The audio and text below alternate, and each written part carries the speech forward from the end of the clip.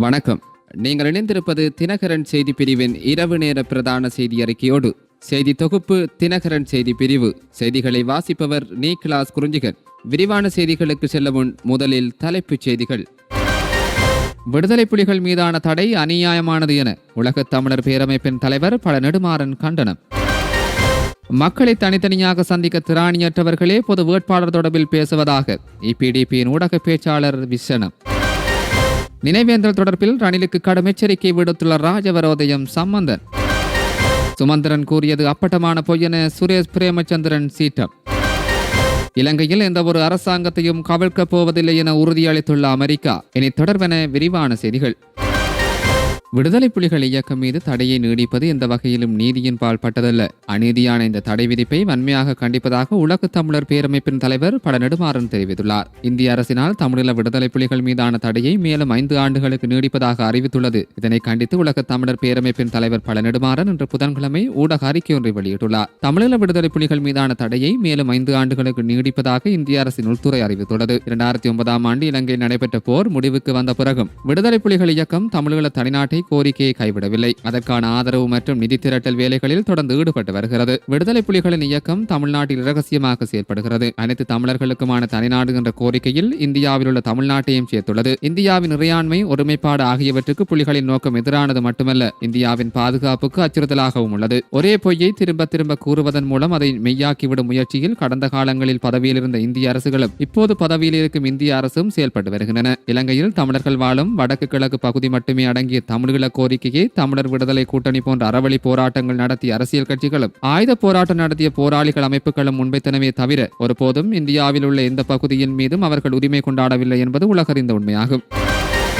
ஜனநாயகத்தில் மக்களை தனித்தனியாக சந்திக்க திராணியற்றவர்களே பொது வேட்பாளர் தொடர்பில் அங்கலாய்ப்பதாக ஈழமக்கள் ஜனநாயக கட்சியின் ஊடக பேச்சாளர் ஐயாத்துரை ஸ்ரீ ரங்கேஸ்வரன் தெரிவித்துள்ளார். யாழ்ப்பாண ஊடக மையத்தில் இன்றைய தினம் நடைபெற்ற ஊடக சந்திப்பின் போது ஊடகவியலாளர்களுக்கு பொது வேட்பாளர் தொடர்பில் எழுப்பப்பட்ட கேள்வியொன்றுக்கு பதிலளிக்கும் போது இவ்வாறு தெரிவித்துள்ளார். இது தொடர்பில் அவர் மேலும் கூறுகையில், ஜனாதிபதி தேர்தலில் தமிழ் பொது வேட்பாளராக நாடாளுமன்ற உறுப்பினர் சுமந்திரனை போட்டியிடுமாறு தான் கோரினேன் என்று அவர் கோரியிருப்பது அப்பட்டமான பொய்யென இபிஆர்எல்எஃபின் தலைவர் சுரேஷ் பிரேமச்சந்திரன் கூறியுள்ளார். ஆனால் தமிழ் தேசிய கூட்டமைப்பின் தலைவர் ரா சம்பந்தன் இது தொடர்பில் அவசரப்பட வேண்டாம் எனவும், எவ்வாறாயினும் தென்னிலங்கையை சார்ந்த பெரும்பான்மை இனத்தை சேர்ந்தவரே ஜனாதிபதியாக வருவார். ஆயினும் ஜனாதிபதி வேட்பாளர்கள் தமது கருத்துக்கள், நிலைப்பாடுகள் என தமது விஞ்ஞாபனங்களை வெளியிட்ட பின்னரே இது தொடர்பில் சிந்திக்கலாம் என கூறியுள்ளார். இவ்வாறான சூழலில் பொது வேட்பாளர் தொடர்பில் ஒரு நிலையான முடிவு அக்கட்சி முன்னெடுக்கவில்லை என்பது புலனாகின்றது. இந்த சந்தர்ப்பத்தில் தான் சுரேஷ் பிரேமச்சந்திரன் தன்னிடம் ஒரு தடவை கேட்டிருந்தார், தமிழ் பொது வேட்பாளருக்கு பொருத்தமானவர் நீங்கள் தான் என்றும் ஒரு சிலரால் இது குறித்து பகிரப்பட்டது எனவும் அது குறித்து எனது நிலைப்பாடு என்ன என்று சுரேஷ் என்னிடம் கேட்டிருந்தார். நான் அப்போதே எனது நிலைப்பாட்டை கூறியிருந்தேன் என்று சுமந்திரன் தெரிவித்துள்ளதாக கூறப்படுகிறது. முன்பதாக சரத் பொன்சேகா, மைத்திரி சஜித் என எவ்வித நிலைப்பாடும் இல்லாது தத்தமது சுயநலங்களுக்காக ஆதரவளித்தவர்கள் எல்லாம் இப்பொழுது சஜித் பிரேமதாசாவின் தூண்டுதலிலே இவ்வாறு பொது வேட்பாளர் தொடர்பில் பேசப்படுவதாகவும் கூறப்படுகின்றது.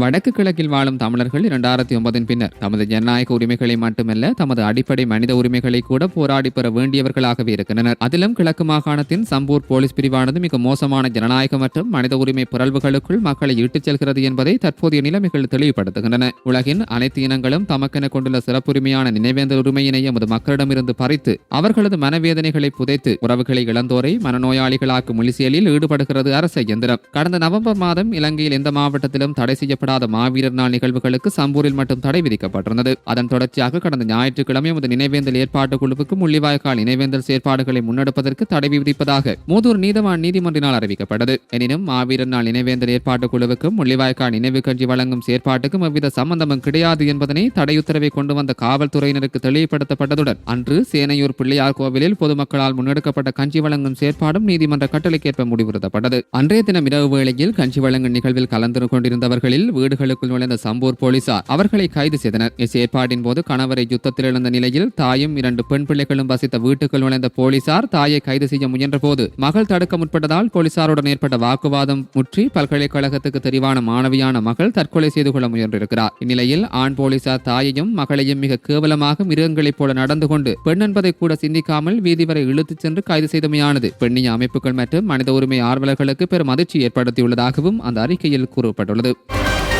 கடத்தொழில் அமைச்சர் டக்ளஸ் தேவானந்தா தலைமையில் நடைபெற்ற கிளிநொச்சி மாவட்ட அபிவிருத்தி குழு கூட்டத்தில் அரசு நிர்வாக சேவை உத்தியோகத்தர்கள் பகிஷ்கரித்து கலந்து கொள்ளவில்லை. குறித்த கூட்டம் இன்று காலை 9 மணியளவில் மாவட்ட செயலக மாநாட்டு மண்டபத்தில் இடம்பெற்றுள்ளது. இதன்போது விவசாயம், கல்வி, சுகாதாரம், காணி உள்ளிட்ட பல்வேறு விடயங்கள் தொடர்பில் ஆராயப்பட்டுள்ளது. இந்த கூட்டத்தில் நாடாளுமன்ற உறுப்பினர்களான சிவஞானம் ஸ்ரீதரன், அங்கேன் ராமநாதன், மாவட்ட அரசாங்க அதிபர், திணைக்கள பிரதிநிதிகள் என பலரும் கலந்து கொண்டுள்ளனர். மேலும் அரசு நிர்வாக சேவை உத்தியோகத்தர்கள் நாடளாவிய ரீதியில் போராட்டத்தில் ஈடுபட்டுள்ள நிலையில் பிரதேச செயலாளர்கள் உள்ளிட்டவர்கள் குறித்த கூட்டத்தில் கலந்து கொள்ளவில்லை என்பது குறிப்பிடத்தக்கது.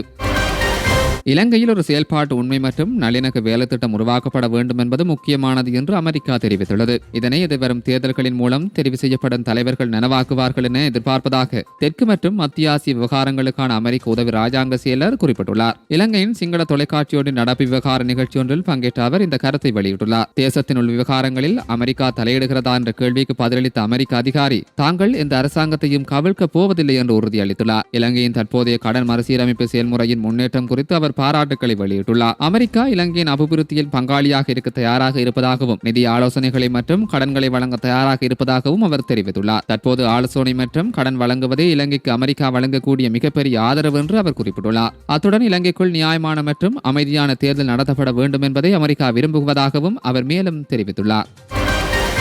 யுத்தம் முடிவுக்கு வந்து 15 வருடங்கள் நிறைவடைந்துள்ள நிலையில் யுத்தம் மிக தீவிரமாக இடம்பெற்ற வடக்கு கிழக்கில் மக்களின் வாழ்க்கை இயல்பு இன்றும் சாத்தியப்படாத ஒன்றாக இருக்கிறது. இதற்கு காரணம் அந்த பகுதிகளில் காணப்படுகின்ற கன்னிவெடிகள் மற்றும் வெடிப்பொருட்களே. மக்களுக்கு அச்சுறுத்தலாக காணப்படுகின்ற இந்த கன்னிவெடிகளையும் வெடிப்பொருட்களையும் அகற்றும் பணியில் கிளிநொச்சி, முல்லைத்தீவு மாவட்டங்களில் மனிதநேய கன்னிவெடி அகற்றும் நிறுவனம் ஒன்று தனது பணிகளை 2010ஆம் ஆண்டு தொடக்கம் வினைத்திறனுடன் மேற்கொண்டு வருகிறது. விரைவான மீள்குடியேற்ற நடவடிக்கைகளுக்கு இவ்வமைப்பின் கன்னிவெடி அகற்றும் பணி பெரிதும் பங்காற்றியுள்ளது. இந்நிறுவனமானது ஒரு அரசு சார்பற்ற கன்னிவெடி அகற்றும் மனித உதவி வழங்கும் நிறுவனம். ஆரம்பத்தில் ஜப்பான் நாட்டு நிதியுதவியுடன் தன்னுடைய கன்னிவெடி அகற்றும் வேலையை தொடங்கியுள்ளது. மழை விட்டும் தூவானம் விடாத கதையாய் யுத்தம் நிறைவிட்டும் அதன் விளைவாக உருவான ஆபத்துக்கள் நீங்காது காணப்பட்ட சூழலை மனிதநேய கன்னிவெடி அகற்றும் நிறுவனத்தின் ஆபத்துக்கள் நிறைந்த பணிகள் மூலம் நிவர்த்தி செய்யப்பட்டு வருகிறது. மக்களின் இயல்பு வாழ்க்கையை விரைவாக ஏற்படுத்தும் நடவடிக்கைகளை கன்னிவெடிகள் அகற்றுவதன் மூலம் முழுமையடைய செய்வதில் கன்னிவெடி அகற்றும் அமைப்பின் பணி மகத்தானது.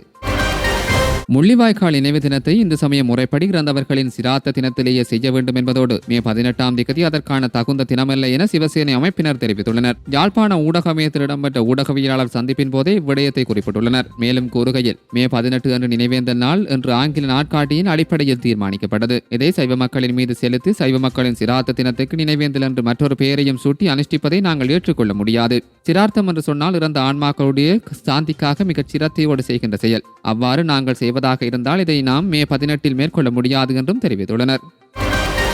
தமிழ் பொது வேட்பாளர் தேர்தலில் போட்டியிடுமாறு நான் கோரியதாக சுமந்திரன் கூறுவது அப்பட்டமான பொய் என ஜனநாயக தமிழ் தேசிய கூட்டணியின் ஊடக பேச்சாளர் சுரேஷ் பிரேமச்சந்திரன் தெரிவித்துள்ளார். யாழில் நேற்றைய தினம் இடம்பெற்ற ஊடக சந்திப்பின் போதே அவர் இவ்வாறு கருத்து வெளியிட்டுள்ளார். ஊடகங்களிடம் சுமந்திரன் ஒரு பிழையான கருத்தை கூறியுள்ளார் எனவும் குற்றம் சாட்டியுள்ளார்.